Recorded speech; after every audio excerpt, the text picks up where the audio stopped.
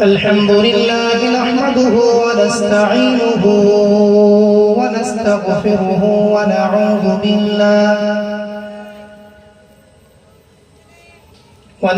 بالله من شرور أنفسنا ومن سيئات أعمالنا.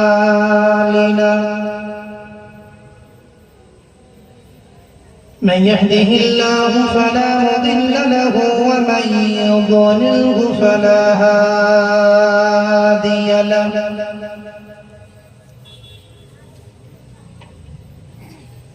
ونشهد أن لا إله إلا الله وحده لا شريك له.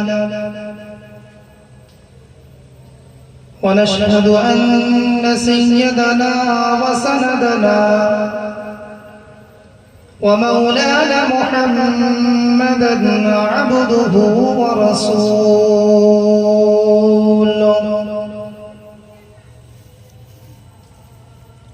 الذي أرسله بالحق بشيرا ونذيرا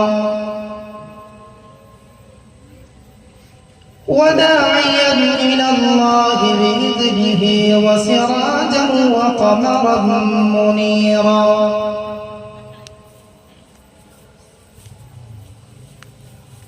أما بعد فقد قال الله تعالى في كلام المجيد وفي الفرقان الحميد. জবান ছেড়ে দিয়ে উচ্চ আওয়াজে আমার সঙ্গে পড়ুন, আউযু বিল্লাহি মিনাশ শাইতানির রাজীম। বিসমিল্লাহির রাহমানির রাহিম। ইন্নাল্লাহা ওয়া মালাইকাতাহু يصلون على النبي يا أيها الذين آمنوا صلوا عليه وسلموا تسليما.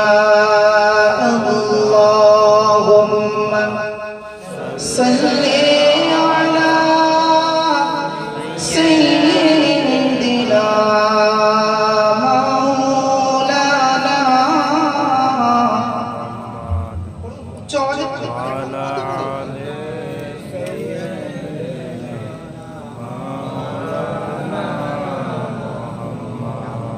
কেউ জবান বন্ধ রাখবেন না।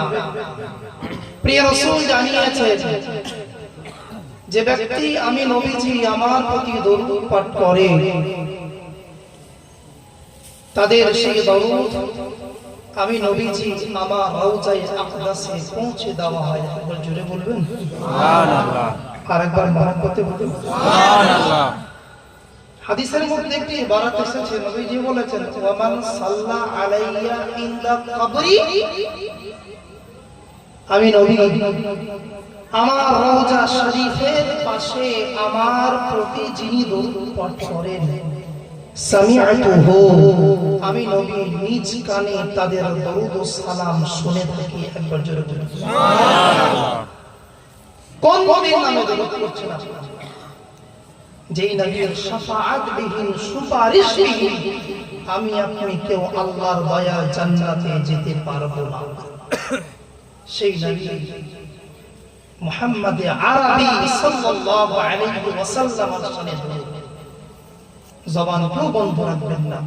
মহব্বতে, ভক্তি, ভালোবাসার সহিত নবীর প্রতি কয়েকবার করুন, আল্লাহুম্মা সাল্লি আলা সাইয়্যিদিনা মুহাম্মদ ওয়া আলা আলি সাইয়্যিদিনা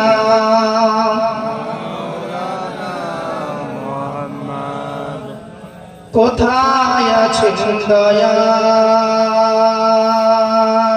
নবী,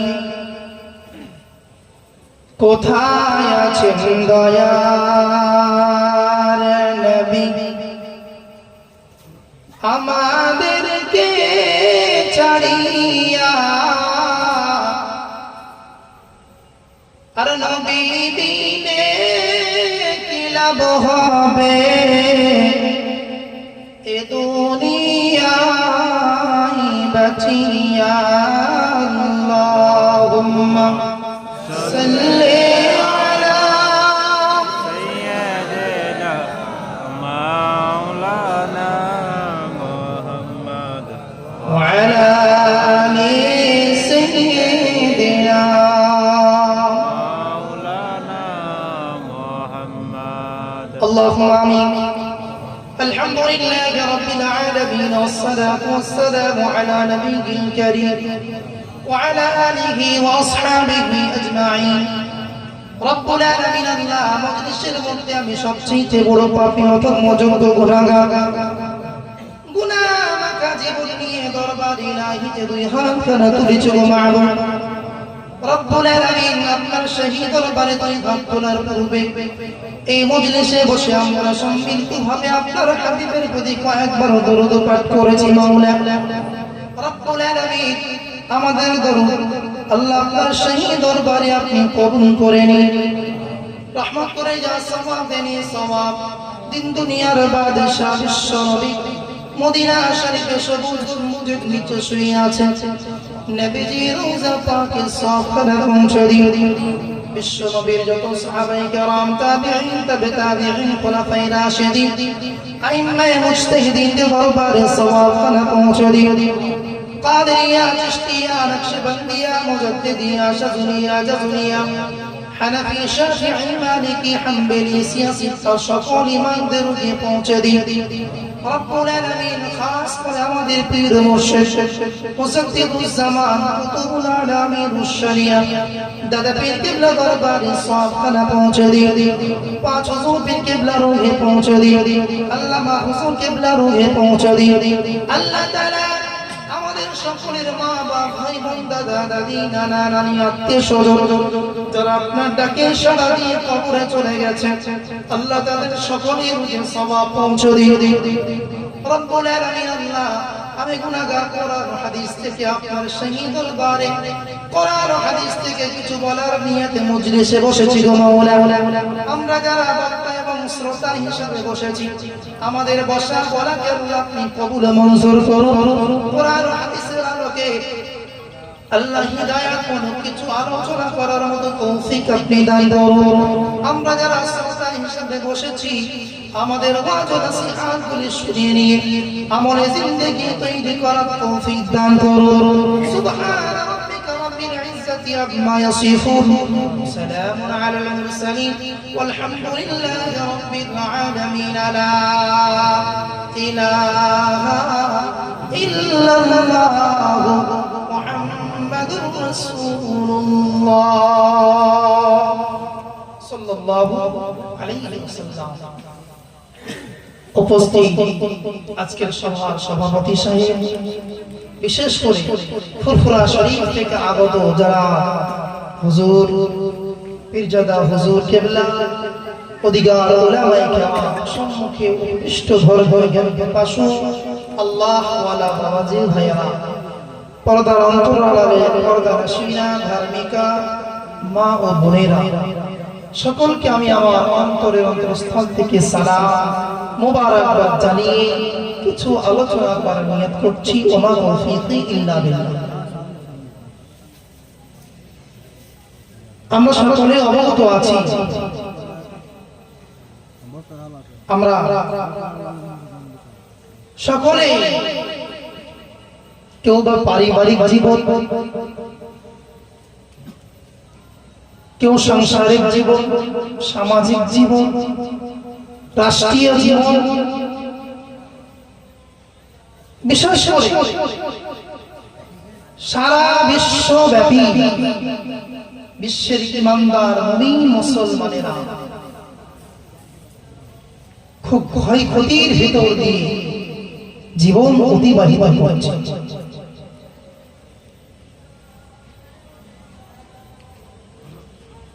এ সকল পেরেশান এবং ক্ষয়ক্ষতির মূল কারণ কি? কোরআন হাদিসের আলোকে যদি বলা হয়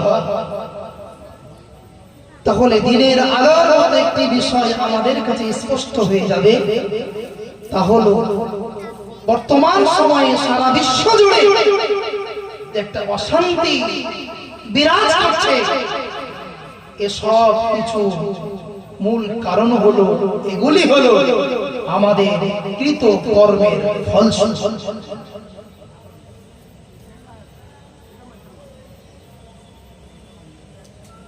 কারণ কোরআন শরীফের সূরাতুশ শুআরার মধ্যে মহান আল্লাহ জানিয়েছেন, ওয়ামা আসাবাকুম মিন মুসিবাতিন ফাবিমা কাসাবাত আইদিকুম ওয়া ইয়াফু আন কাসীর। মহান আল্লাহ বলেন, পৃথিবীর মানুষ শোনো, ওয়ামা আসাবাকুম মিন মুসিবা, তোমাদের কাছে যে সকল মুসিবত বিপদ আপদ এসে থাকে, ফাবিমা কাসাবাত আইদিকুম, এগুলো তোমাদের কৃত কর্মের ফলস্বরূপ। ওয়া ইয়াফু আন কাসীর, এবং এমন কিছু অন্যায় অপরাধ রয়েছে যেই গুনাহগুলি মহান আল্লাহ এমনিতেই ক্ষমা করে দেন। একবার জোরে বলুন সুবহানাল্লাহ। আয়াতের সার কথা, মূল কথা হলো এটাই,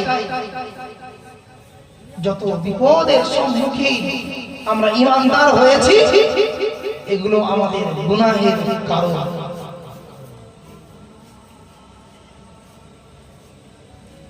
আল্লাহ রাব্বুল আলামিন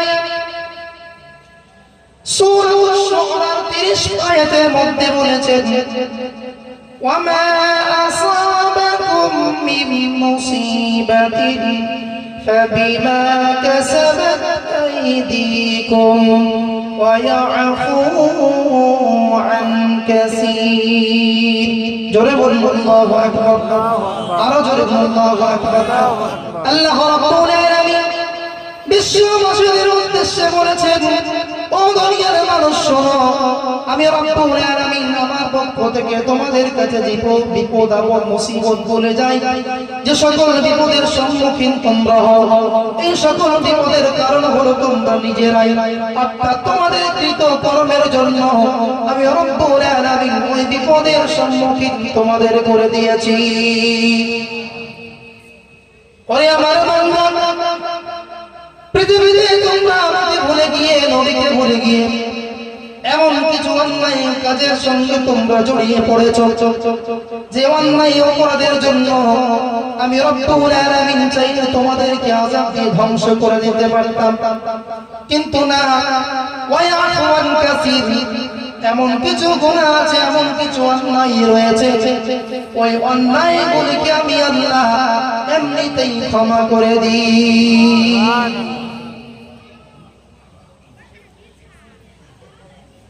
আমাদের চলাফেরা, ওঠা বসা, যেভাবে একজন ঈমানদার হয়ে, মুমিন হয়ে আমরা পৃথিবীতে চলাফেরা করি, বসবাস করি, আল্লাহ যদি আমাদের পঙ্খন্ডরূপে হিসাব নেন, আমরা আল্লাহ সেই আযাব গজব থেকে কেউ বাঁচতে পারবো না। কিন্তু আল্লাহ নিজেই বলছেন, ওয়ায়াফু আন কাসীর, এমন অন্যায় আছে যে অন্যায়ের শাস্তি আমি আল্লাহ তোমাদের দান করি না, বরং সেই অন্যায়গুলিকে আমি আল্লাহ এমনিতেই মাফ করে দিই। তার একবার সুবহানাল্লাহ। ইমাম বাইহাকী রাহমাতুল্লাহি আলাইহির লেখা শুআবুল ঈমান, এই হাদিসের মধ্যে একটি হাদিস এসেছে, নবীজি জানিয়েছেন,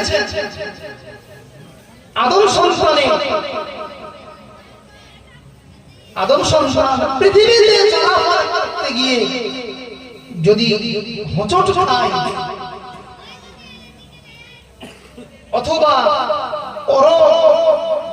বালা মুসিবত যে কোনো রোগের মধ্যে সে আক্রান্ত হোক না কেন, এটা যে কোনো তার গুনাহের কারণেই তা হয়।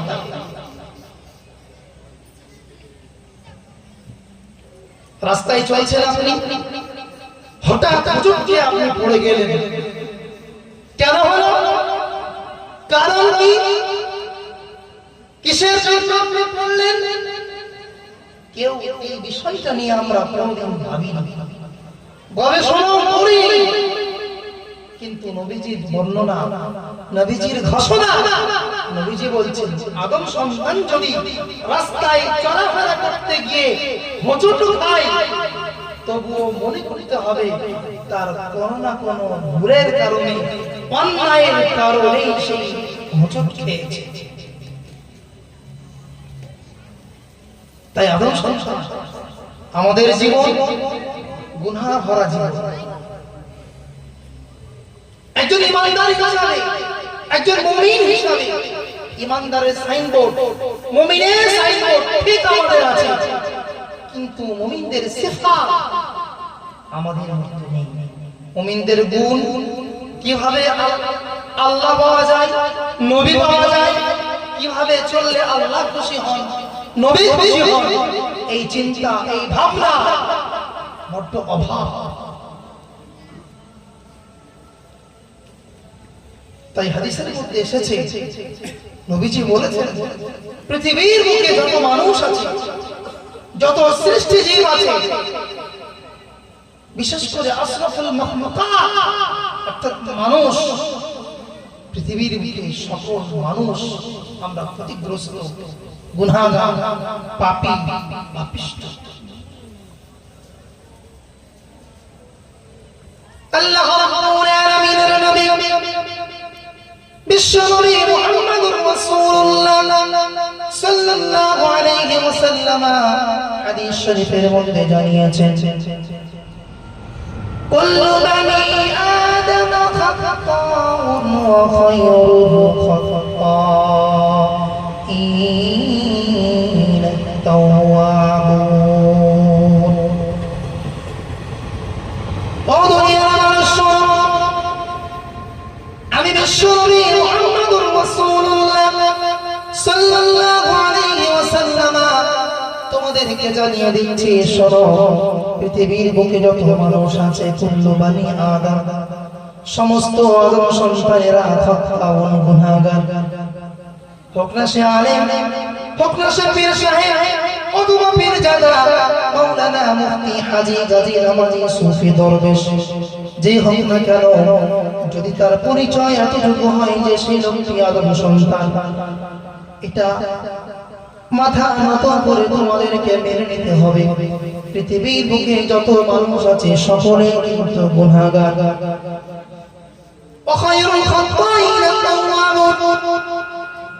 এবং এটাও তোমরা মনে রাখো, পৃথিবীর বুকে যত মানুষ আছে, যত পাপী আছে, সকল পাপীদের মধ্যে শ্রেষ্ঠ হলো আল্লাহ রাব্বুল আলামিনের দরবারে যারা বেশি বেশি করে তওবা পাঠ করে।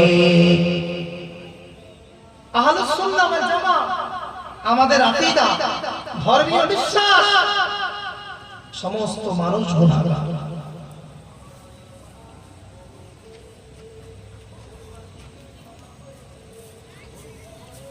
তবে মুহাম্মদ আরবি থেকে, আদম আলাইহিস সালাম থেকে মুহাম্মদ আরবি সাল্লাল্লাহু আলাইহি ওয়াসাল্লাম পর্যন্ত যত নবী পয়গম্বর পৃথিবীর বুকে এসেছেন, নবীগণ হলেন মাসুম, বেগুনাহ, তাদের কোনো গুনাহ নেই। নবী ছাড়া সাহাবায়ে কেরাম তাদেরকেও আল্লাহ মাসুম বানিয়ে দিয়েছেন। বাকি যত আপনার পীর, ওলি আউলিয়া, গাউস কুতুব, মাযহাবের ইমাম, তরিকার ইমাম, ফকিহ, সবাই গুনাহগার। এটাই আমাদের ধর্মীয় বিশ্বাস। যদি আপনি এটা না মানেন, আকীদার মধ্যে আপনার ত্রুটি এসে যাবে, তখন ঈমানের খাতরা হয়ে যাবে। তবে পার্থক্য কোথায়? পার্থক্য এতটুকু, কারো গুনাহ কম আছে, কারো বেশি আছে, গুনাহগার সবাই। তবে নবীজি পাশাপাশি এটাও বলেছেন, গুনাহগারদের মধ্যে শ্রেষ্ঠ সেই ব্যক্তি যিনি গুনাহ করার পরে তওবা করে নিয়েছেন। আরেকবার জোরে বলুন সুবহানাল্লাহ।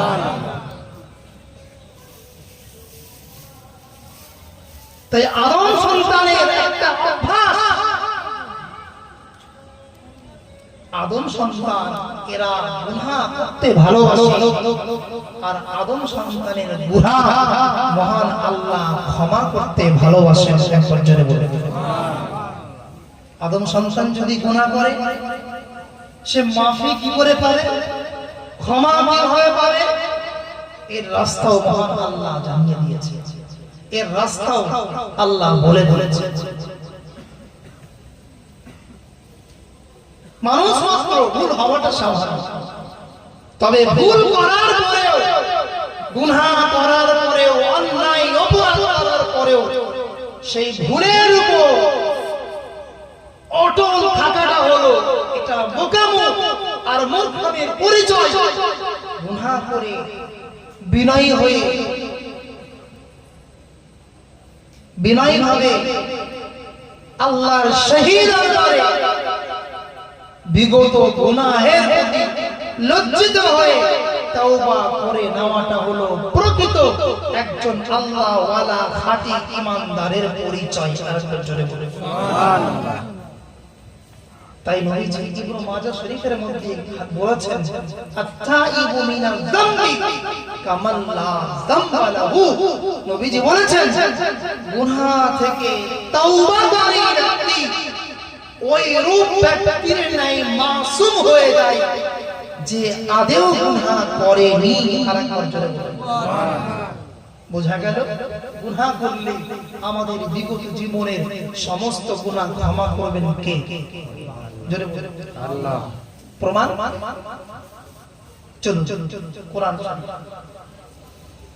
আল্লাহ রাব্বুল আলামিন কোরআন শরীফের মধ্যে বলেছেন, ইয়া আইয়ুহাল্লাযীনা আমানু তুবু ইলাল্লাহি তাওবাতান নাসুহা আসা রাব্বুকুম আন ইউকাফিরা আনকুম সাইয়্যাতিকুম ওয়া ইউদখিলাকুম জান্নাতিন তাজরি মিন তাহতিহাল আনহার। জোরে বলুন আল্লাহু আকবার। আরো জোরে বলুন আল্লাহু আকবার। আল্লাহ রাব্বুল আলামিন ঈমানদারদের উদ্দেশ্যে বলেছেন, হে বিশ্বাসীগণ, ইয়া আইয়ুহাল্লাযীনা আমানু, হে বিশ্বাসীগণ, তুবু ইলাল্লাহি তাওবাতান নাসুহা, তোমরা আল্লাহ রাব্বুল আলামিনের দরবারে তওবা নাসুহা করো। কি করো? আল্লাহ রাব্বুল আলামিন ঈমানদারদেরকে কি করার নির্দেশ দিয়েছেন? তওবা করার নির্দেশ দিয়েছেন। এবং আল্লাহ রাব্বুল আলামিন তওবা করলে আমাদের কি লাভ, তওবা করার উপকারিতা বিশেষ দুইটি ফজিলত আয়াতের পরে আল্লাহ উল্লেখ করেছেন। আমরা যদি ঈমানদার হয়ে মালিককে জিজ্ঞাসা করি, ও রব্বি আল্লাহ, আমরা আপনার মুমিন বান্দা, আপনি তো আমাদের তওবা করার নির্দেশ দিয়েছেন, তওবা করতে বলেছেন। এখন আমরা যদি গুনাহ থেকে তওবা করি, এর বিনিময়ে আমাদের কি দান করবেন? আল্লাহ রাব্বুল আলামিন পরের অংশে আল্লাহ জানিয়ে দিয়েছেন, ও দুনিয়ার মানুষ শোনো, তোমরা যদি আমি রব্বুল আলামিন আমার সেই দরবারে গুনাহ করার পরে খাঁটি মনে তওবা করো, এর জন্য আমি রব্বুল আলামিন দুইটি পুরস্কারে তোমাদের পুরস্কৃত করব। গুনাহ করার পরে তওবা করলে আল্লাহ কয়টি পুরস্কার আমাদের দান করবেন? কথা বলে? আচ্ছা, আমার আলোচনা কি বুঝতে অসুবিধা হচ্ছে? আল্লাহ রাব্বুল আলামিন আয়াতের মধ্যে ঘোষণা করেছেন, ও দুনিয়ার মানুষ, তোমরা যদি খাঁটি দিলে তওবা করো, খাঁটি তওবায়ে নসুহা যদি তোমরা করতে পারো, এর বিনিময়ে আমি আল্লাহ তোমাদেরকে দুইটি পুরস্কার দেব। কয়টি পুরস্কার? আরো জোরে বলুন, আরো জোরে বলুন। দুইটি পুরস্কার দেবে। এক নম্বর পুরস্কার হলো আসা রাব্বুকুম আন ইউকাফিরা আনকুম সাইয়্যাতিকুম ওয়া ইউদখিলাকুম জান্নাতিন তাজরি মিন তাহতিহাল আনহার।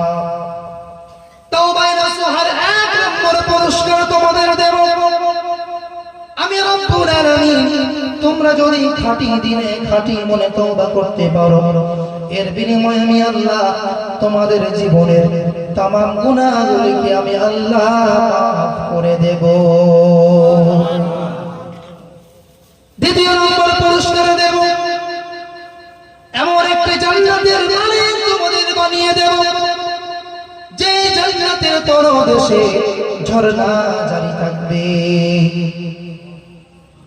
আল্লাহ রাব্বুল আলামিন দুইটি ওয়াদা করেছেন। কয়টি ওয়াদা? আরো জোরে বলো। এক নম্বর ওয়াদা হলো গুনাহগুলিকে মাফ করবেন, আর দুই নম্বর ওয়াদা হলো আল্লাহ এমন একটি জান্নাতের মালিক বানাবেন, যেই জান্নাতের তলদেশে ঝর্ণা জারি থাকবে। এখন আপনাদের কাছে আমার প্রশ্ন, আল্লাহ যে তওবাকারীকে দুইটি পুরস্কার দেওয়ার ওয়াদা করেছেন, আল্লাহর ওয়াদা সত্য না মিথ্যা? আরো জোরে বলুন। সত্য। আমাদের ওয়াদা সত্য না মিথ্যা? কথা বলে। আল্লাহ রাব্বুল আলামিন, আল্লাহর ওয়াদা কোনদিন মিথ্যা হয় না। কিন্তু বড় দুঃখের বিষয় হলো আমাদের ড্রেস, আমাদের পরিচয়, টুপিতে আমাদের পরিচয় মুসলমান, দাড়িতে মুসলমান, ড্রেসে মুসলমান, দুই ঈদের নামাজে মুসলমানের পরিচয় বহন করি, কিন্তু ওয়াদা করার পরে আমরা ওয়াদা খেলাফ করি কি করি না? কথা বলে, কথা বলে, করি না? অথচ বিশ্ব নবী জানিয়েছেন আলামাতুল মুনাফিকি সালাসা। বিশ্ব নবী জানিয়েছেন, ও উম্মত শোনো, মুনাফিকের চিহ্ন হলো তিনটি। আরো জোরে বলে। মুনাফিকের চিহ্ন হলো তিনটি। এক নম্বর চিহ্ন হলো মুনাফিক যখন কথা বলবে, কথায় কথা মিথ্যা বলবে, এটা হলো মুনাফিকের প্রথম পরিচয়।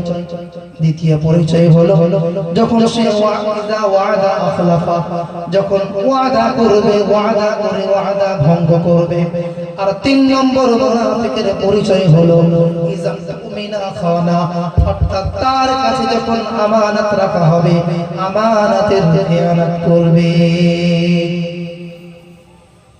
আমার ভাইরা, আল্লাহ রাব্বুল আলামিনের নবী মুনাফিকের তিনটি আলামত বলেছেন, মুনাফিকের তিনটি গুণ উল্লেখ করেছেন। তার মধ্যে একটি গুণ হলো যারা কথায় কথা মিথ্যা বলে এবং যারা ওয়াদা করার পরে খিলাফ করে, ওয়াদা ভঙ্গ করে, তারা কোনোদিন পাক্কা সচ্চা মুমিন হতে পারে না, বরং আল্লাহ রাসূলের শরীয়তের দৃষ্টিতে তারা হলো মুনাফিক মুসলমান।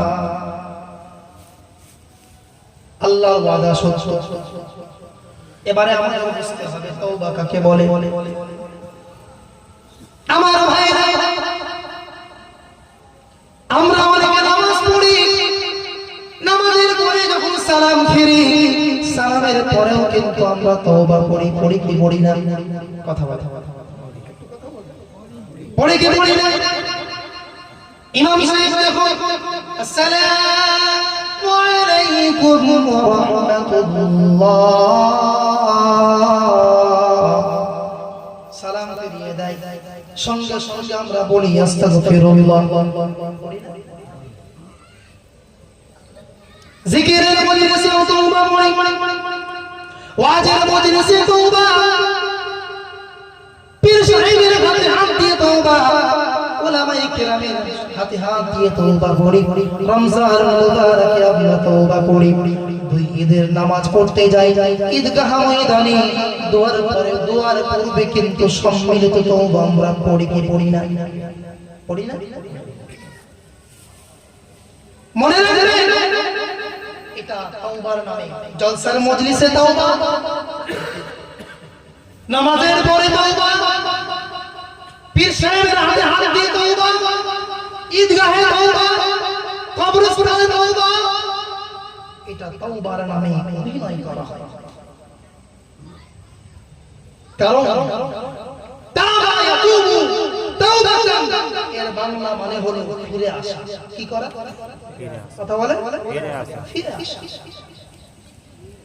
যে অন্যায় জড়িত সে অন্যায় কাজ ছেড়ে দিয়ে আল্লাহর রাস্তায় ফিরে আসার নামই হলো তওবা। একবার জোরে বলুন সুবহানাল্লাহ। জলসার মজলিসে তওবা, ঈদগাহে তওবা, বিভিন্ন জায়গায় তওবা। কেন করি? উদ্দেশ্য একটাই, গুনাহ বর্জন। ঠিক না? গুনাহ ছেড়ে দিয়ে আল্লাহর রাস্তায় ফিরে আসা। কিন্তু দেখা যায় হাজারো বার তওবা করার পরেও পূর্বের ন্যায় গুনাহে আমরা জড়িত। ঠিক কি না? কিন্তু একজন তায়েব তওবাকারী ব্যক্তি, যিনি তওবা করবেন, তওবার পরে তার দ্বারা আর গুনাহ হবে না। আল্লাহ সেই প্রচলিত তওবা, জলসার মজলিসে তওবা, তওবার নামে যে অভিনয় করা হয়, এই অভিনয় নামীয় তওবা করতে মহান আল্লাহ নিষেধ করেছেন। কি তওবা করতে বলেছেন? তাওবায়ে নাসুহা। আয়াতের মধ্যে একটি শব্দ এসেছে, সিফাত এসেছে। আল্লাহ বলেছেন তুবু ইলাল্লাহ, তোমরা তওবা করো আল্লাহর কাছে। কি তওবা? তাওবাতান নাসুহা, খাঁটি তওবা। আরেকবার জোরে বলুন সুবহানাল্লাহ। কি তওবা? সকলে বলেন খাঁটি তওবা। প্রশ্ন, খাঁটি তওবা কাকে বলে? খাঁটি তওবা কাকে বলে? এটা আমাদের জানতে হবে। জানতে হবে কি? কারা কারা রাজি আছেন একটু হাত তুলুন। নারী তাকবীর, নারী তাকবীর। মাশাআল্লাহ। খাঁটি তওবা কাকে বলে? এই আয়াতের যারা মুফাসসিরিন কেরাম, বিশেষ করে প্রিয় প্রিয় সাহাবী মুফাসসিরে সম্রাট যিনি হলেন হযরত আব্দুল্লাহ ইবনে আব্বাস রাদিয়াল্লাহু তাআলা আনহু, পৃথিবীর বুকে যত কোরআনের তাফসীর কারো, কোরআন বিশেষজ্ঞ মুফাসসিরিনে কেরাম রয়েছেন, তাদের মধ্যে সকল মুফাসসিরিনদের লিডার, সরদার, যাকে মুফাসসিরে সম্রাট বলা হয়, তিনি হলেন নবীজির সাহাবী হযরত আব্বাস রাদিয়াল্লাহু তাআলা আনহু, যার মাজারে মুকদ্দাস তায়েফের জমিনে রয়েছে। সুবহানাল্লাহ। যে সকল হুজ্জাজে কেরাম বাইতুল্লাহর মেহমান হজ এবং উমরায় যান, তারা তায়েফের ময়দানে গিয়ে হযরত আব্দুল্লাহ ইবনে আব্বাস রাদিয়াল্লাহু তাআলা আনহুর মাজারে মুকদ্দাসটা জিয়ারত করেছে। আমি গুনাহগার, আমি নিজেও জিয়ারত করেছি। এবং বুখারী শরীফের আরবি নোট সারা নাম হলো ফাতহুল বারী। কি নাম বললাম? ফাতহুল বারী। যিনি লেখক আল্লামা ইবনে হাজার আসকালানী রাহমাতুল্লাহি আলাইহি, তিনি তাওবায়ে নাসুহার ব্যাখ্যা লিখতে গিয়ে বলেছেন, যেই তাওবার মধ্যে তিনটি শর্ত পাওয়া যাবে, সেই তাওবাটি আল্লাহর দরবারে তাওবায়ে নাসুহা বলে কবুল হবে। একবার জোরে বলুন সুবহানাল্লাহ। বোঝা গেল তাওবায়ে নাসুহার জন্য শর্ত তিনটি। কয়টি? জোরে বলুন। তিনটি। আল্লাহ রাব্বুল আলামিন তাওবায়ে নাসুহা করতে বলেছেন। তাওবায়ে নাসুহার মধ্যে যে তাওবার মধ্যে তিনটি শর্ত পাওয়া যাবে, সেই তওবাটিকে আল্লাহ রাব্বুল আলামিন তওবায়ে নসুহা বলে কবুল করবে। তওবায়ে নসুহার প্রথম শর্ত হলো এক নম্বর শর্ত হলো যে গুনাহ থেকে আপনি তওবা করবেন সেই গুনাহটিকে সম্পূর্ণরূপে বর্জন করতে হবে। এক নম্বর শর্ত।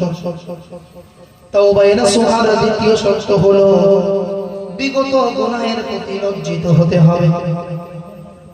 তওবায়ে নসুহার তিন নম্বর শর্ত আগামীতে সেই গুনাহ করবেন না, আগামীতে সেই গুনাহ করবেন না বলে অন্তরে দৃঢ় প্রতিজ্ঞা করতে হবে। এই তিনটি শর্ত সমেত যেই তওবা হবে সেই তওবাটি আল্লাহ তওবায়ে নসুহা বলে কবুল করে নেবে। তওবায়ে নসুহার কয়টি শর্ত? এক নম্বর শর্ত বিগত গুনাহ। এক নম্বর শর্ত যে গুনাহ থেকে আপনি তওবা করবেন, আগে বলেছি ভালো করে বুঝবেন, একটু ধ্যান দিয়ে না শুনলে আমার তাওবা ইয়াতুবু, তওবা বাংলা মানে ফিরে আসা। কি করে? ফিরে আসা। কি থেকে? গুনাহ ছেড়ে দিয়ে দ্বীনের পথে আল্লাহ আল্লাহ রাসূলের পথে ফিরে আসার নাম তওবা। তওবা নসুহা শর্ত তিনটা। যে গুনাহ আপনি যে গুনাহ থেকে ফিরে আসবেন অর্থাৎ তওবা করবেন, সেই গুনাহটাকে এক নম্বর শর্ত হলো সম্পূর্ণরূপে ছেড়ে দিতে হবে। উদাহরণস্বরূপ আপনি মদ পান করছেন, মনে করে তওবা করছেন আগামীতে আমি আর মদ পান করব না, তাহলে এক নম্বর শর্ত হলো মদটাকে সম্পূর্ণরূপে ছাড়তে হবে। কি করতে হবে? অথবা মিথ্যা কথা বলছেন, তওবা করছেন আল্লাহ মিথ্যা কথা বলবো না, অথবা সুদ খাচ্ছেন, ঘুষ খাচ্ছেন, পরনিন্দা করছেন, পরচর্চা করছেন, বিভিন্ন গুনাহে জড়িয়ে আছেন, সেগুলো বর্জন করবেন, তওবা করবেন। সব গুনাহকে আগে এক নম্বর শর্ত ছেড়ে দিতে হবে। তওবা করলাম আবার সেই গুনাহ করলাম, নামাজও পড়লাম সেই গুনাহ আবার করলাম, এই তওবা তওবায়ে নসুহা নয়, বরং এটা হলো তওবার নামে অভিনয়। এক নম্বর শর্ত ছেড়ে দেওয়া। দুই নম্বর লজ্জিত হওয়া। কি হবে? সকলে বলে লজ্জিত হওয়া। তিন নম্বর আগামীতে ভবিষ্যতে সেই গুনাহ করব না দৃঢ় প্রতিজ্ঞা করা। এই তিনটি শর্তে আপনি তওবা করুন, আল্লাহ আপনার তওবা কবুল করবেন। জোরে বলুন সুবহানাল্লাহ। আল্লামা ইবনে হাজার আসকালানী ফাতুল বারির মধ্যে আরো লিখেছেন, তিনি বলেছেন পূর্বের নবীর শরীয়তের থেকে, পূর্বের শরীয়তের চেয়ে উম্মতে মুহাম্মাদীর শরীয়ত অত্যন্ত সহজ। কেন? পূর্বের নবীর শরীয়তে, পূর্বের শরীয়তগুলিতে তওবা কবুল হওয়ার জন্য শর্ত ছিল নিজেকে হত্যা করা। কি করা? অর্থাৎ আপনি গুনাহ করেছেন, আপনার পৃথিবীতে দুনিয়াতে বেঁচে থাকার অধিকার বলে কিছু থাকতো না, হত্যা করে ফেলতে হতো। কিন্তু আদম মুহাম্মদ আরবীর শরিয়াত, আমাদের শরিয়াত এত আল্লাহ সহজ করে দিয়েছেন, আমরা যদি আমাদের গুনাহ ক্ষমা করতে চাই, তাহলে আমাদের তওবা কবুল করতে চাই, তওবা কবুল করার জন্য নিজেকে হত্যা করা জরুরি নয়, বরং খাঁটি দিলে অনুতপ্ত সহকারে গুনাহ বর্জন করে লজ্জিত হয়ে মালিকের দরবারে তওবা করে নিলেই আল্লাহ আমাদের গুনাহকে maaf করে দেবেন। আরেকবার জোরে সুবহানাল্লাহ। তাই পূর্বের শরীয়তের চেয়ে আমাদের শরীয়ত সহজ নয়? সহজ কি না?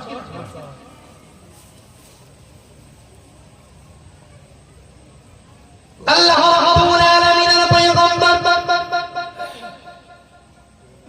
মুহাম্মদুর রাসূলুল্লাহ সাল্লাল্লাহু আলাইহি ওয়াসাল্লাম আমাদের কাছে এমন একটি সহজ সরল রাস্তা রেখে দিয়েছেন।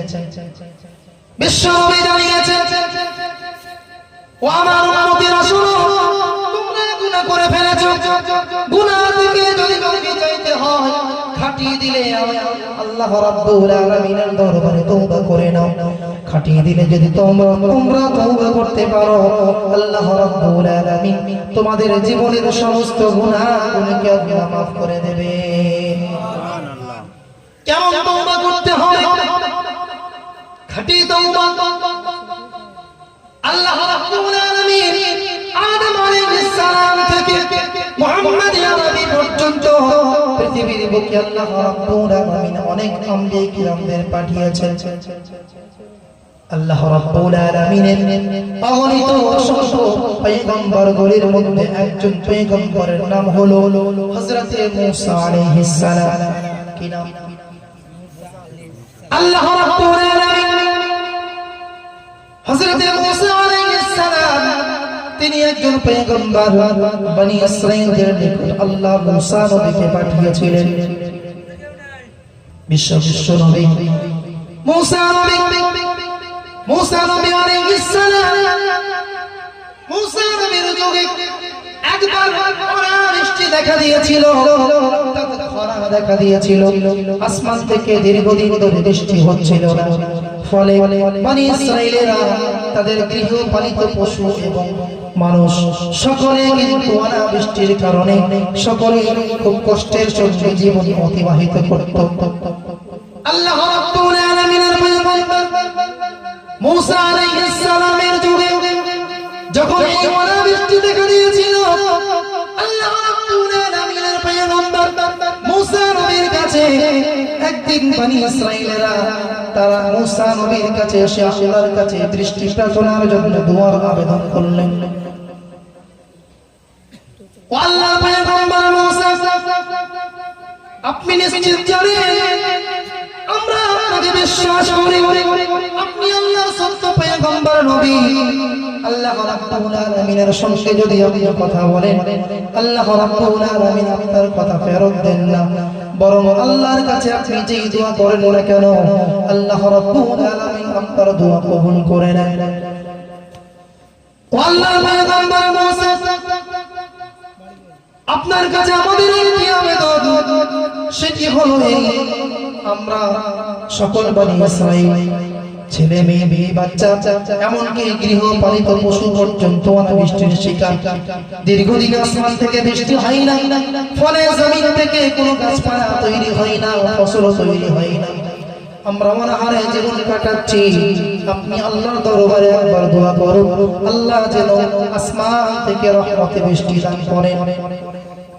আল্লাহ রাব্বুল আলামিন নবী মুসা বনি ইসরাঈলদের নিয়ে খোলা ময়দানে মালিকের দরবারে দোয়া চাইতে লাগলেন, ইয়া রাব্বি আল্লাহ, আমরা সকলে অনাবৃষ্টির শিকার, আসমান থেকে রহমতের বৃষ্টি বন্ধ হয়ে গেছে, ইয়া রাব্বি আল্লাহ, আসমান থেকে আপনি রহমতের বৃষ্টি দান করুন।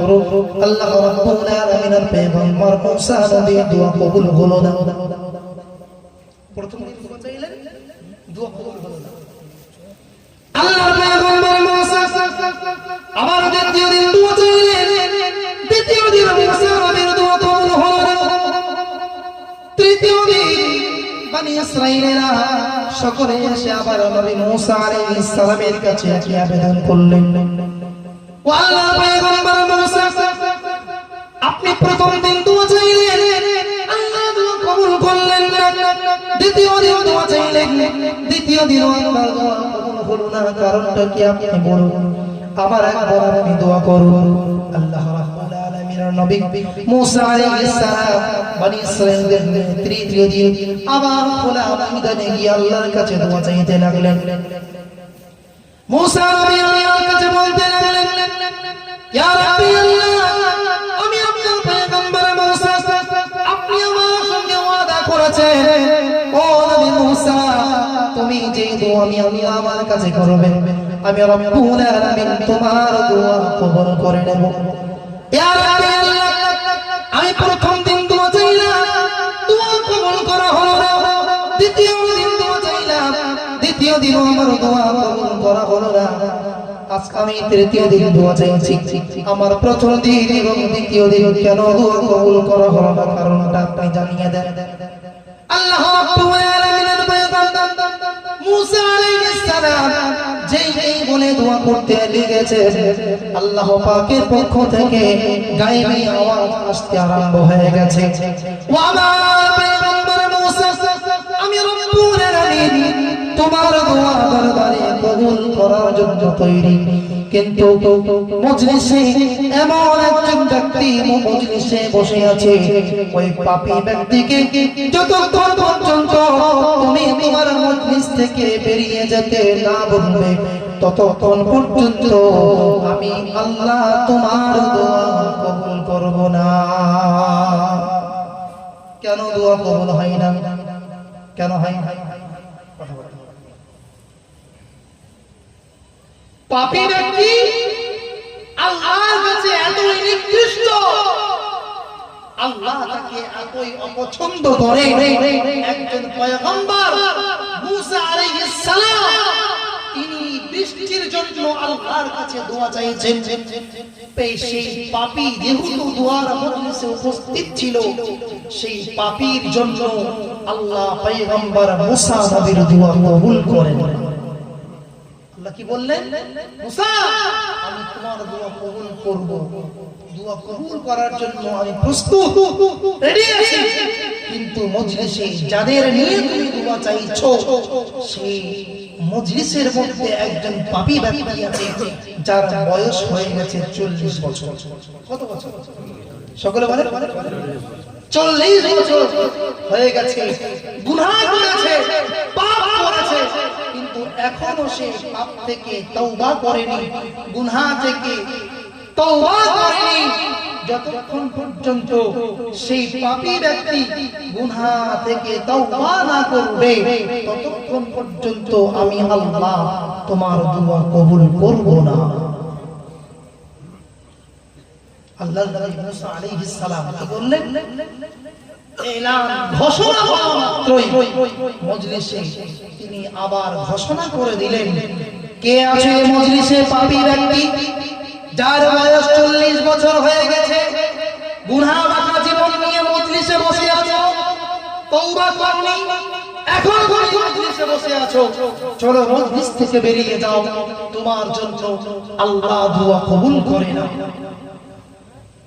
এখন আপনাদের কাছে প্রশ্ন, একটু দয়া করে বলবেন, আল্লাহর পয়গম্বর মুসা নবী যখন সেই পাপীকে মজলিস থেকে বেরিয়ে যাওয়ার নির্দেশ দিলেন, প্রকৃত যিনি পাপী তিনি, সে তার পাপের কথা তিনি অনুভব করতে পারছেন?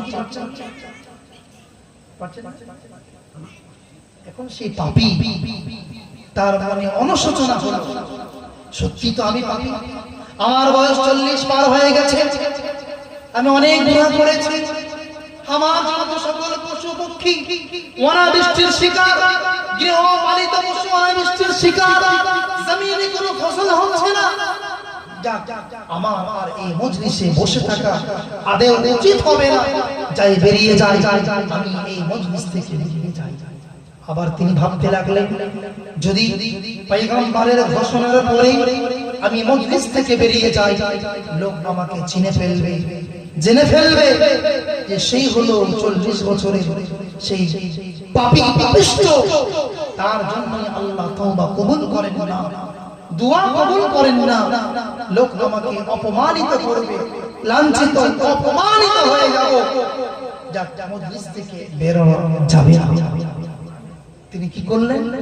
তার দিলে, তার অন্তরে গুনাহ ছাড়ার আগ্রহ তৈরি হলো, তওবা করার অনুশোচনা তৈরি হলো। অবশেষে তার কাছে ছিল একটা চাদর, সেই চাদরখানা দিয়ে তার মুখখানা ঢেকে ফেললেন, মাথাটা হেঁট করলেন এবং চোখ ভরা পানি নিয়ে মালিকের কাছে দোয়া চাইতে আরম্ভ করলেন। একবার জোরে বলুন সুবহানাল্লাহ। আল্লাহ রাব্বুল আলামিনের সেই পাপী ব্যক্তি যার বয়স 40 পার হয়ে গেছে, যার জন্য আসমান থেকে রহমতের বৃষ্টি হয় না, বৃষ্টি বন্ধ হয়ে গেছে, মুসা নবীর ঘোষণার পর আল্লাহ রাব্বুল আলামিনের সেই পাপী ব্যক্তি গুনাহ মাফির জন্য তওবা করতে আরম্ভ করেছে। একদিকে চাদরখানা দিয়ে সেই তওবা করতে আরম্ভ করেছে, একদিকে চোখের পানি ঝরিয়ে ঝরিয়ে আল্লাহর শহীদ দরবারে কান্নাকাটি করতে আরম্ভ করেছে। আর অপরদিকে আল্লাহ রাব্বুল আলামিন সেই পাপীর তওবা কবুল করে নিয়ে আসমান থেকে বৃষ্টি বর্ষণ শুরু করে দিয়েছে। আল্লাহ রাব্বুল আলামিনের পয়গম্বর মুসা আলাইহিস সালাম আল্লাহ রাব্বুল আলামিনকে প্রশ্ন করলেন, ইয়া রাব্বি আল্লাহ, আপনি তো একটু আগেই বললেন মুসা আমি তোমার দোয়া কবুল করব না যতক্ষণ পর্যন্ত ওই পাপীর ব্যক্তিকে তুমি তোমার মজলিস থেকে বার না করেছো, ততক্ষণ পর্যন্ত তোমার দোয়া কবুল করব না। ইয়া রাব্বি আল্লাহ, আমি ঘোষণা করলাম কে আছো পাপীর ব্যক্তি মজলিস থেকে বেরিয়ে যাও, তোমার জন্য আল্লাহ রাব্বুল আলামিন দোয়া কবুল করছেন না। ইয়া রাব্বি আল্লাহ, পাপী ব্যক্তি তো এখন মজলিসের মধ্যে বসে আছে, পাপী এখনো তো মজলিস থেকে বেরিয়ে যায়নি, আবার কেন তওবা কবুল করা হবে এর কারণটা কি আপনি বলুন। আল্লাহ রাব্বুল আলামিন মুসা আলাইহিস সালামকে বললেন, ও আমার পয়গম্বর মুসা শোনো, যে পাপীর জন্য দীর্ঘদিন ধরে আসমানের রহমতের বৃষ্টি বন্ধ রেখে দিয়েছিলাম, আবার সেই পাপীর জন্য আমি রব্বুল আলামিন তারই জন্য রহমতের বৃষ্টি বর্ষণ করা শুরু করে দিয়েছি। কারণ হলো তোমার ঘোষণা করার পর সেই পাপী ব্যক্তি নিজের অন্যায় অপরাধ বুঝতে পেরে সেই তওবায়ে নাসুহা করেছিল। কি করেছিল? আরো জোরে বলুন।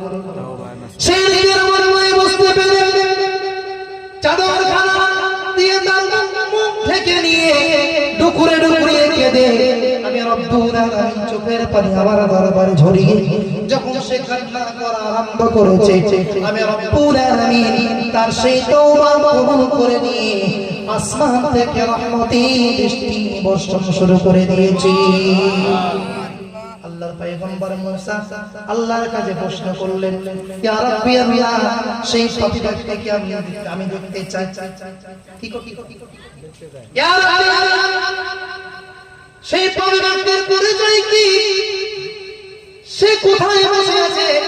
এই পাপীর পরিচয়টা কি আমি একটু মুসা নবী জানতে চাই। আল্লাহ রাব্বুল আলামিন মুসা নবীকে জানিয়ে দিলেন, ও আমার পয়গম্বর মুসা শোনো, যে পাপী পাপকে আমি আল্লাহ দীর্ঘদিন গোপন রেখেছিলাম, যার পাপকে জাতির সামনে প্রকাশ করে তাকে যখন আমি লাঞ্ছিত অপমানিত আমি করিনি, সে যখন আমার কাছে তওবা করে ভুল করে তওবায়ে নাসুহা করে সে যখন নিষ্পাপ বেগুনাহ মাসুম হয়ে গেছে, আমি আর এখন তার নাম প্রকাশ করে তাকে দুনিয়ার কাছে বঞ্চিত করতে চাই না। সে হলো তওবায়ে নাসুহা। অতএব আপনাদের কাছে আমার এটাই জিজ্ঞাসা, আল্লাহ রাব্বুল আলামিন আয়াতের মধ্যে অভিনয় তওবার নামে অভিনয় করতে মানা করেছেন, আল্লাহ তওবায়ে নাসুহা করতে বলেছেন। আমরাও যদি মুসা নবীর যুগে সেই বৃদ্ধ 40 বছরের সেই পাপীর ন্যায় আমরাও যদি নিজের অন্যায় অপরাধকে স্বীকার করে চোখের পানি ভরিয়ে দিয়ে মালিকের দরবারে যদি তওবা করি, আজও সেই আল্লাহ আমাদের তওবা কবুল করবেন কি করবে না? মুসা নবীর যুগে যেই আল্লাহ যেই পাপীর তওবা কবুল করে তাকে যে নিষ্পাপ বানিয়েছিলেন, সেই আল্লাহ সেই ক্ষমতা, সেই হিকমত, সেই কুদরত, সেই আল্লাহ আজও আছেন না নেই? আছে না? আল্লাহ পাল্টে গেছে কি? অতএব আমরাও যদি তওবা করি, আল্লাহ আমাদের বিগত জীবনে গুনাহকে আল্লাহ মাফ করে দেবেন। একবার জোরে বলুন সুবহানাল্লাহ। তাই এই মজলিসগুলো খুব দামি মজলিস, এই মজলিসে গুনাহ মাফ পাওয়া যায়, আল্লাহ পাওয়ার মজলিস, নবী পাওয়ার মজলিস, আল্লাহ আল্লাহ রাসূলের ইশক ভালোবাসা অর্জনে বিশেষ একটি মাধ্যম হলো পৃথিবীর বুকে রিয়াজুল জান্নাহ ওয়াজ নসিহতের মজলিস। আর একবার জোরে বলুন সুবহানাল্লাহ। তাই তো বলেছেন আত-তাইবু মিনাজ যাম, গুনাহ থেকে তওবাকারী ব্যক্তি ওই রূপ ব্যক্তির ন্যায় হয়ে যায় কামান লা যামবালাহু, যে আদেও মোটেই কোনো গুনাহ করেননি। আরেকবার আমরা সকলেই তওবা করতে রাজি আছি তো? রাজি আছি? বলুন কেমন তওবা করবে? তাই তো নবী ওলিয়া গাউস কুতুব সাহাবায়ে কেরাম যখনই তাদের দ্বারা কোনো ছোট অন্যায় হয়ে পড়ত সঙ্গে সঙ্গে তারা তওবা করে নিতেন, তওবায়ে নসুহা করে নিতেন। তাই নবীজি বলেছেন, উম্মতেরা শোনো, তোমাদের দ্বারা যদি কোনো অন্যায় হয়ে যায়, সেই অন্যায় থেকে যদি নিজেকে বাঁচাতে চাও, গুনাহ মুক্ত জীবন নিয়ে মালিকের দরবারে যদি হাজির হতে পারো, তোমাদের জন্য জান্নাত ওয়াজিব করে দিবেন। আরেকবার ইবনে মাজাহ শরীফের, তিরমিজি শরীফের মধ্যে একটি হাদিস এসেছে, নবীজি বলেছেন, তুবা লিমান ওয়াজাদা ফি সাহিফাতিহি ইস্তিগফারান কাসীরা। ওয়া আমার হাবিব মুহাম্মদ আরবি, তুমি বিশ্ববাসীকে সুসংবাদ শুনিয়ে দাও, জানিয়ে দাও, যাদের আমলনামায় কিয়ামতের ওই মহাময়দানে যাদের আমলনামায় বেশি বেশি করে ইস্তিগফার, তাওবা, সওয়াব পাওয়া যাবে, আল্লাহ তাদের নসিবে জান্নাত লিখে দিবেন। আরেকবার সুবহানাল্লাহ। আল্লাহ রাব্বুল আলামিন নবী মুহাম্মদুর রাসূলুল্লাহ সাল্লাল্লাহু আলাইহি ওয়াসাল্লাম এর সাহাবী হযরত ওমর ফারুক রাদিয়াল্লাহু তাআলা আনহু, আপনারা শুনেছেন, শুনেন, ইসলামের দ্বিতীয় খলিফা আমিরুল মুমিনিন খলিফাতুল মুসলিমিন হযরত ওমর ফারুক রাদিয়াল্লাহু তাআলা আনহু একবার বিশ্ব নবীর দরবারে যাচ্ছেন।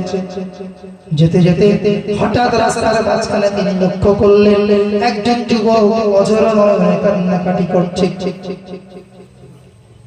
এমন কান্না করছে, যুবক এমন কান্না করছে, যুবকের কান্না দেখে হযরত ওমর ফারুক রাদিয়াল্লাহু তাআলা আনহু তিনি তার চক্ষু মোবারকে পানি এসে গিয়েছে।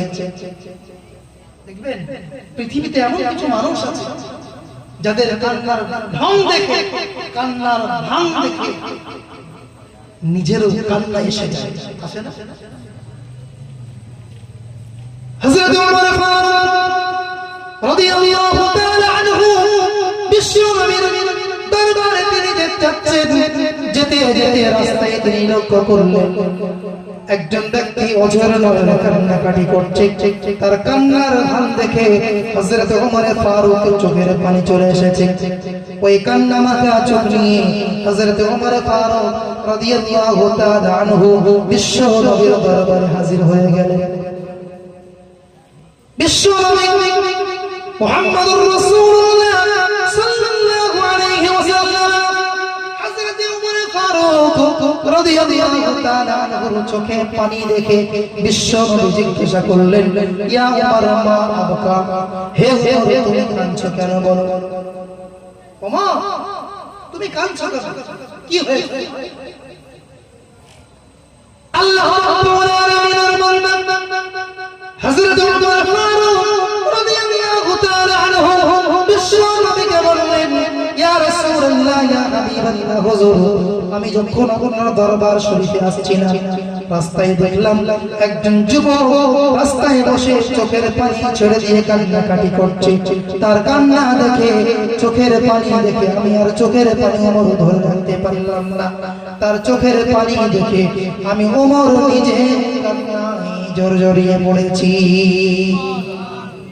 আল্লাহ রাব্বুল আলামিনের নবী হযরত মুহাম্মদুর রাসূলুল্লাহ সাল্লাল্লাহু আলাইহি ওয়াসাল্লাম হযরত ওমরকে বললেন, হে ওমর, ওই যুবককে আমার দরবারে নিয়ে আসো।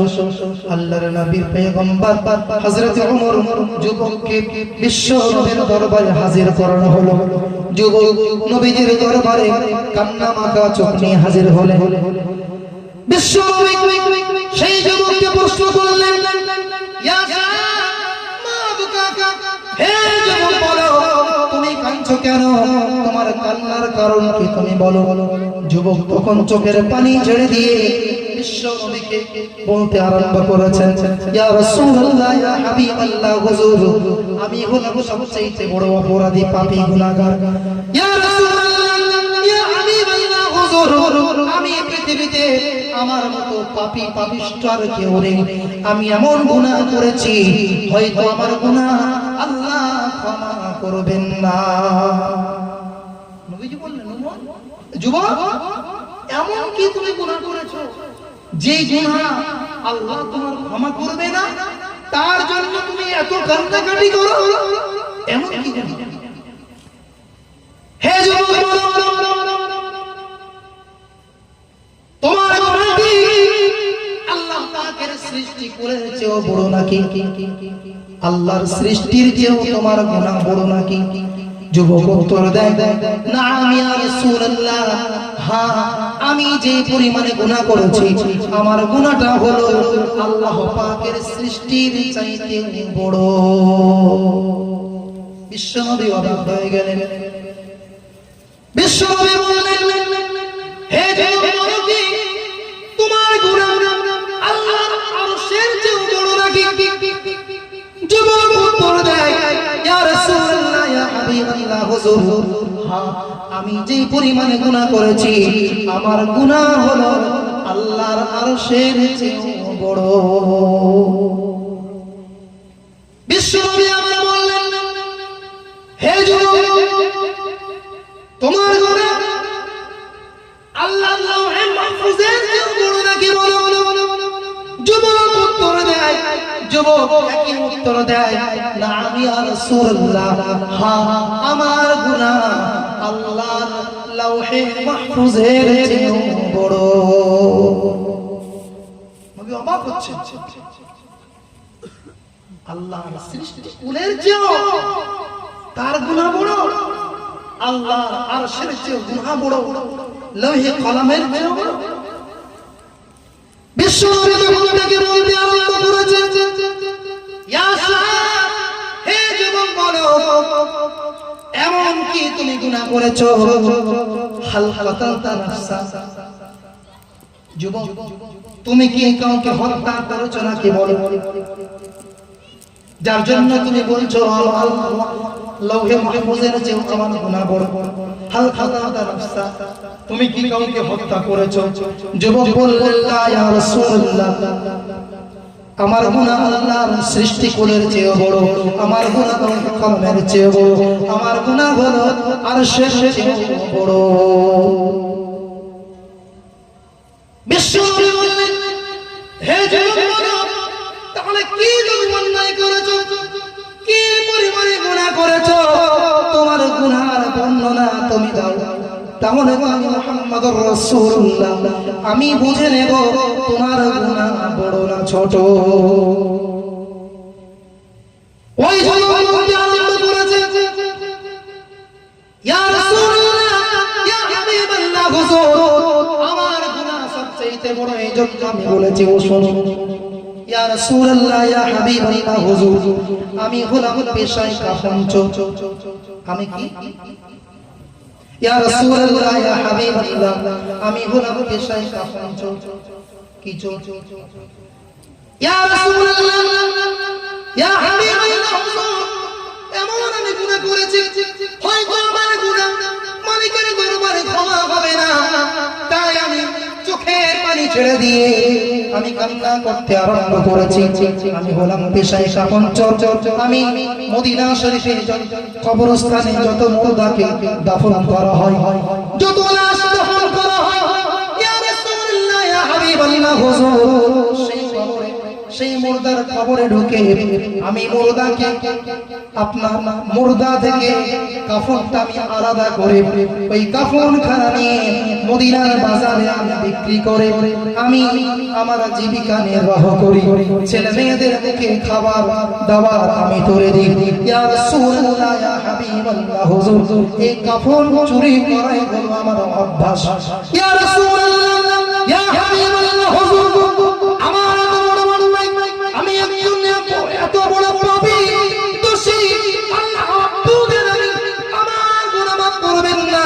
ইয়া রাসূলুল্লাহ ইয়া হাবিবাল্লাহ হুজুর, আমি পূর্বের আমার পেশার নেই, আমি রীতিমতো আমার নিয়ম অনুযায়ী ইয়া রাসূলুল্লাহ আজ থেকে 2 দিন আগে মদিনা শরীফে একজন সুন্দরী মেয়ের ইন্তেকাল হয়েছে।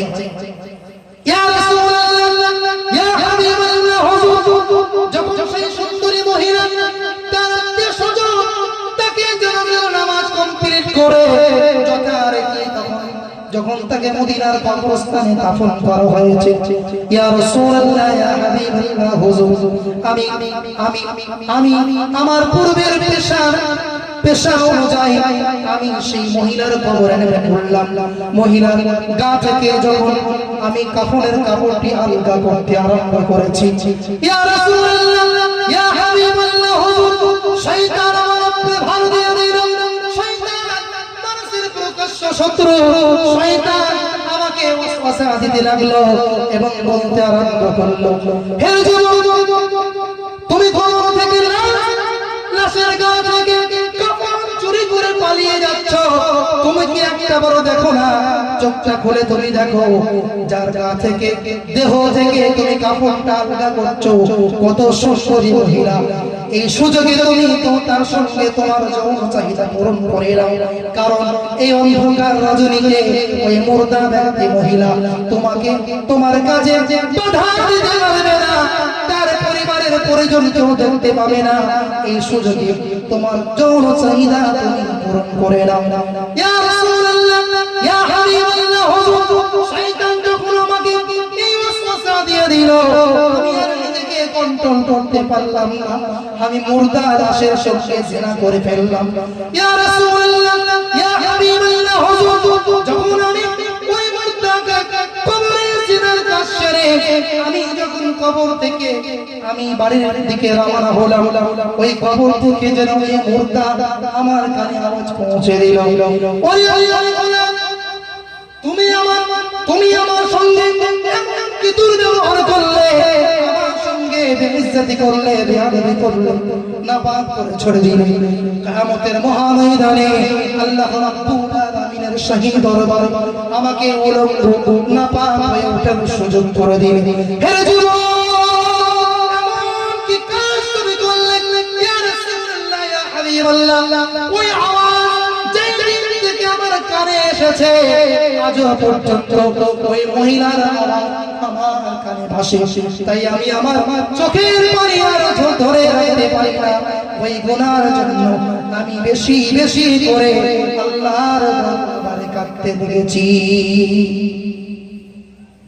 বিশ্বনবী যখন এই কথা শুনলেন, শোনা মাত্রই নবীজি বললেন, সত্যি তো, ইস সাংঘাতিক, তোমার গুনাহ তো অনেক অনেক অনেক। যেই নবীজি বলেছেন সেই পাপী, সেই যুবক নবীজির এই কথা শুনে আরো কবুতরের ন্যায় একটা মুরগিকে বা পশুকে জবাই করে ছেড়ে দিয়ে দিলে যেমন মুরগি, কবুতর, গরু ছটফট করে হাত পা নাড়তে থাকে, অনুরূপ নবীজির এই ঘোষণা পাওয়া মাত্রই ওই যুবক গুনাহের জন্য আরো ছটফট করতে আরম্ভ করেছে। কারণ কি? কারণ হলো আমি তো মনে করতাম নিজে যে আমি সবচেয়ে বড় পাপী, হয়তো আমার গুনাহ আল্লাহ মাফ করবেন না। এখন দেখি নবীজিও আমার পাপের কথা শুনে বলছেন, সাংঘাতিক, তোমার গুনাহটা বড় বড়।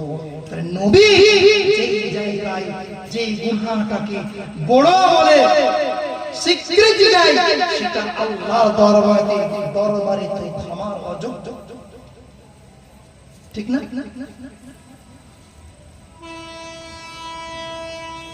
যুবক কি করলেন? নবীজির এই কথা শুনে তিনি আর নিজেকে ধরে রাখতে পারলেন না। তওবা করার উদ্দেশ্যে, গুনাহ থেকে মাফির জন্য বিশ্বনবী দরবার ছেড়ে দিয়ে তিনি সুদূর পাহাড়ের চূড়ায় চলে গেলেন। এক সপ্তাহ, 2 সপ্তাহ, 3 সপ্তাহ, 4 সপ্তাহ, 5 সপ্তাহ এই করে করে করে করে করে যেদিন ঠিক 40 দিন হয়ে গেছে, আল্লাহ রাব্বুল আলামিন জিবরিল আমিনকে বিশ্ব নবীর দরবারে পাঠিয়ে দিলেন। একবার চলে বিশ্ব নবীকে আল্লাহ তিনি বললেন, হাবিব জিবরিল, আমার হাবিবের কাছে তুমি গিয়ে 3টি প্রশ্ন করো। আমার হাবিব ওই 3টি প্রশ্নের উত্তর যেন দিয়ে দেয়। আর একবার চলে আল্লাহ রাব্বুল আলামিনের হুকুমে হযরত জিবরাইল আলাইহিস সালাম বিশ্ব নবীর কাছে আসলেন। এসে নবীজিকে বললেন, আসসালামু আলাইকা ইয়া রাসূলুল্লাহ, আসসালামু আলাইকা ইয়া হাবিবাল্লাহ। বিশ্ব নবী সালামের উত্তর খারাপ। আল্লাহর ফেরেশতা জিবরাইল আলাইহিস সালাম বিশ্ব নবীকে এসে প্রশ্ন করতে আরম্ভ করেছেন, ইয়া রাসূলুল্লাহ, ইয়া হাবিবাল্লাহ, হুজুর আল্লাহ রাব্বুল আলামিন আমাকে আপনার কাছে পাঠিয়েছেন। ইয়া রাসূলুল্লাহ, ইয়া হাবিবাল্লাহ, হুজুর আল্লাহ রাব্বুল আলামিন আমি জিবরিল আপনাকে 3টি কথা, আপনার কাছে 3টি কথা জানতে চেয়েছেন। 3টি প্রশ্নের উত্তর আল্লাহ আপনার কাছে চেয়েছেন। আপনি বলুন কয়টি প্রশ্ন? আমি আল্লাহর হুকুমে আপনার কাছে এসেছি। আল্লাহ আপনার কাছে 3টি প্রশ্ন আমাকে করতে বলেছেন। ইয়া রাসূলুল্লাহ, তাই আমি জিবরিল নূরের তৈরি ফেরেশতা আল্লাহর সহি দরবার থেকে মুহাম্মদ আরবি আপনার দরবারে এসেছি। বিশ্বনবী মুহাম্মদুর রাসূলুল্লাহ সাল্লাল্লাহু আলাইহি ওয়াসাল্লাম জিবরিল আমিনকে বললেন, ইয়া আখি জিবরিল, ও ভাই জিবরিল বলো আল্লাহ আমার কাছে কি জানতে চেয়েছে বলুন। জিবরিল আমিন প্রথম প্রশ্ন করলেন, ইয়া রাসূলুল্লাহ, ইয়া হাবিবাল্লাহ, হুজুর আল্লাহ রাব্বুল আলামিন আপনার কাছে জানতে চেয়েছেন মাখলুক কে বানান? আপনি বানান না আল্লাহ বানান? মাখলুক কে বানান বলুন আপনারা? মাখলুক কে বানান? কথা বলছেন? আল্লাহ রাব্বুল আলামিন আপনার কাছে প্রথম প্রশ্ন করতে বলেছে।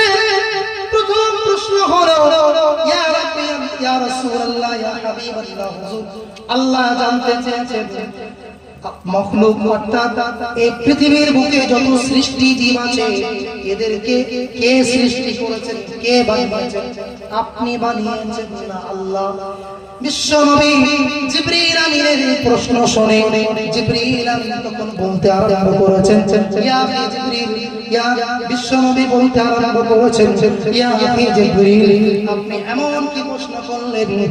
আমি কেন মাখলুক বানাবো?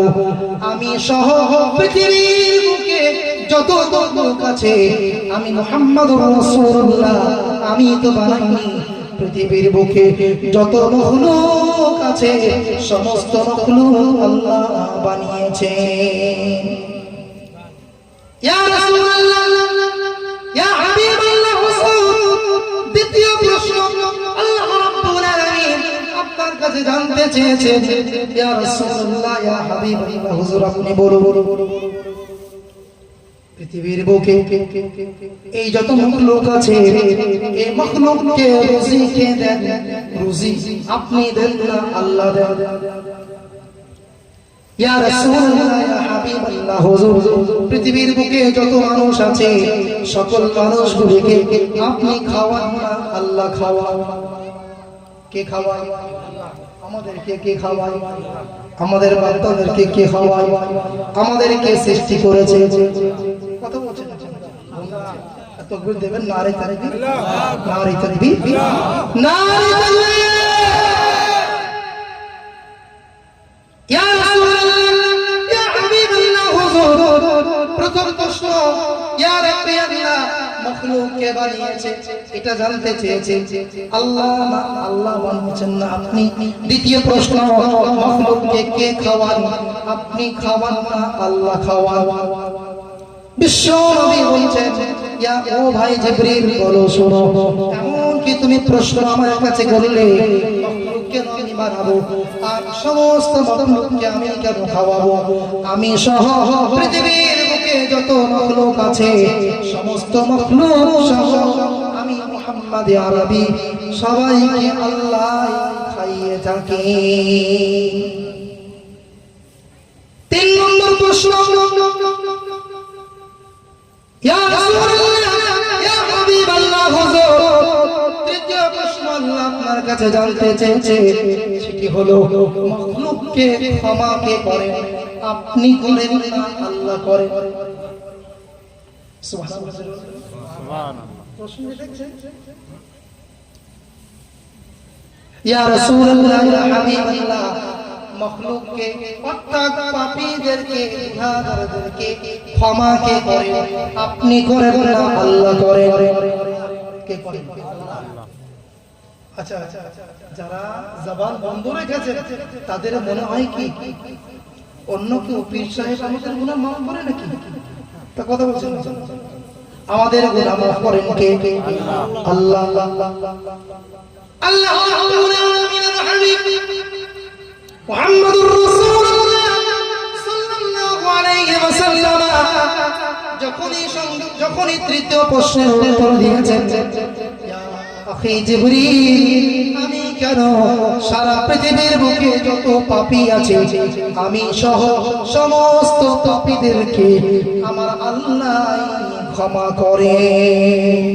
আল্লাহ রাব্বুল আলামিন এই উত্তর শোনার সঙ্গে সঙ্গে আল্লাহ রাব্বুল আলামিনের হাবিব মুহাম্মদুর রাসূলুল্লাহ সাল্লাল্লাহু আলাইহি ওয়াসাল্লামকে জিবরিল আমিন বলতে আরম্ভ করেছে, ও আল্লাহর পয়গম্বর হাবিব শোনো, যে দিন আপনার কাছে আজ থেকে 40 দিন পূর্বে যে পাপী গুনাহ মাফের জন্য আপনার কাছে সেই দরবারে এসেছিল, যার গুনাহের কথা শুনে আপনি বলেছিলেন সাংঘাতিক গুনাহ, মারাত্মক গুনাহ, তোমার গুনাহ তো ক্ষমার অযোগ্য, সত্যিকারী বড় গুনাহ, তোমার কথা শুনে সে চলে যায়, পাহাড়ের চূড়ায় চলে গেছে, সেই সব সময় নামাজ পড়ে তবুও চোখের পানি ঝরিয়ে কাঁদে, রুকুতে যায় রুকুর তাসবিহ পড়ে চোখের পানি ঝরিয়ে কাঁদে, সিজদায় যায় সিজদার তাসবিহ পড়ে চোখের পানি ঝরিয়ে কাঁদে, তাশাহুদে বসে তাশাহুদ পাঠ করে চোখের পানি ঝরিয়ে কাঁদে।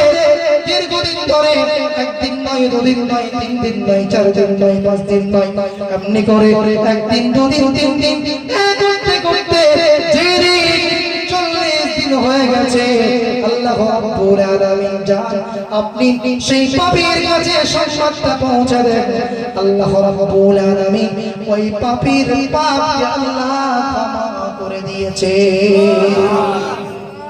তাকবীর, নারে তাকবীর, আরো জোরে বলুন নারে তাকবীর। দুরূদ শরীফ আল্লাহুম্মা সাল্লি আলা মাওলানা মুহাম্মদ ওয়া আলা আলি সাইয়্যিদিনা মুহাম্মদ। আল্লাহুম্মা সাল্লি আলা সাইয়্যিদিনা মাওলানা মুহাম্মদ ওয়া আলা আলি সাইয়্যিদিনা মাওলানা মুহাম্মদ। তোমার সৃষ্টি যদি হয় এত সুন্দর খোদা, না জানি তাহলে তুমি কত সুন্দর, কত সুন্দর। সুবহানাল্লাহ। তোমার সৃষ্টি যদি হয় এত সুন্দর খোদা, না জানি তাহলে তুমি কত সুন্দর, কত সুন্দর। যে পাখি উড়ে যায় সুদূরে,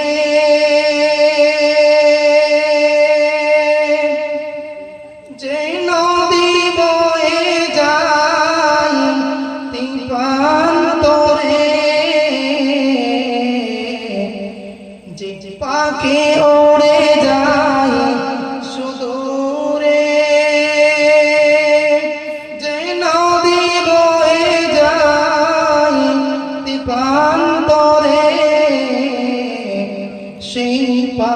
সেই নদী, সেই পাখি সেই নদী যদি হয় এত সুন্দর খোদা, না জানি তাহলে তুমি কত সুন্দর, কত সুন্দর। তোমার সৃষ্টি যদি হয় এত সুন্দর খোদা, না জানি তাহলে তুমি কত সুন্দর, কত সুন্দর। আল্লাহুম্মা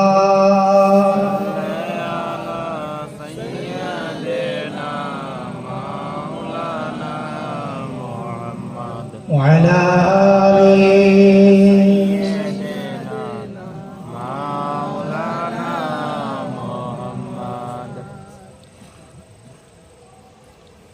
আল্লাহ রাব্বুল আলামিন আমাদের সকলকে বড় ভালোবাসে, মহব্বত করে এই দ্বীনি প্রোগ্রামে মজলিসে আল্লাহ বসিয়েছেন। আমি বলতে বলতে যে এত দূর আমি এসেছি, আমার শুরু থেকে নিয়ে এই পর্যন্ত আমার মায়ার বক্তব্যের সাবজেক্ট হলো তওবা। কি সকলে বলে তওবা। প্রথমে আমি আয়াত পাঠ করেছিলাম, ইয়া আইয়ুহাল্লাযীনা আমানু তুবু ইলাল্লাহি তাওবাতান নাসুহা আসা রাব্বুকুম আন ইউকাফফিরা আনকুম সাইয়্যাতিকুম ওয়া ইউদখিলাকুম জান্নাতিন তাজরি মিন তাহতিহাল আনহার। আয়াতের ব্যাখ্যা করতে করতে, তাফসীর করতে করতে ঠিক এই জায়গায় এসেছি। আমার বক্তব্য সার কথা, মূল কথা যেটা, সেটা হলো এই যে বনি ইসরাঈলের যুগে 40 বছরের সেই বৃদ্ধকে আল্লাহ খাঁটি দিলে আর খাঁটি পরে খাঁটি দিল দিয়ে তওবায়ে নাসুহা করার কারণে সেই আল্লাহকে, সেই পাপীকে যেই আল্লাহ ক্ষমা করে দিয়েছিলেন, সেই আল্লাহ আজও মওজুদ। সেই আল্লাহর সেই গুনাহ মাফির ক্ষমতা, কুদরত আজও বিদ্যমান। আজও আমরা যদি সেই মালিকের দরবারে বিগত জীবনের গুনাহের প্রতি লজ্জিত হয়ে আর অনুতপ্ত হয়ে যদি আমরাও খাঁটি দিলে তওবা করি, আল্লাহ আমাদের এই মজলিস থেকে আমাদেরকে বেগুনাহ নিষ্পাপ মাসুম বানিয়ে দিতে পারেন কি পারেন না? এতে কারো সন্দেহ আছে? কারো সন্দেহ আছে কি? অনুরূপভাবে বিশ্বনবীর যুগে যে যুবক যার পেশা হলো কাফন চুরি করা, কাফন চুরি করে মদিনার বাজারে বিক্রি করে নিজের জীবিকা নির্বাহ করা, সেই কাফন চোরকে, সেই যুবককে যদি মহান আল্লাহ হাজারো অন্যায় অপরাধ করার পরে খাঁটি দিলে তওবা করার কারণে তার অন্যায় অপরাধকে যেই মালিক, যেই মহান স্রষ্টা আল্লাহ ক্ষমা করে দিয়েছিলেন, সেই আল্লাহর সেই ক্ষমতা আজও বিদ্যমান। সেই যুবকের ন্যায় চোখের পানি ধরিয়ে দিয়ে যদি আমরাও খাঁটি দিলে তওবা করি, আজও আমার সেই আল্লাহ আমাদেরকে ক্ষমা করতে পারবেন কি পারবেন না? এই বিশ্বাস আছে? তাকবীর দেন, নারে তাকবীর, নারে তাকবীর। ভাইজান হুজুর কেবলা একটু দাঁড়িয়ে যান, নারে তাকবীর, নারে তাকবীর। যারা ভাইজান হুজুর কেবলা, যারা ভাইজান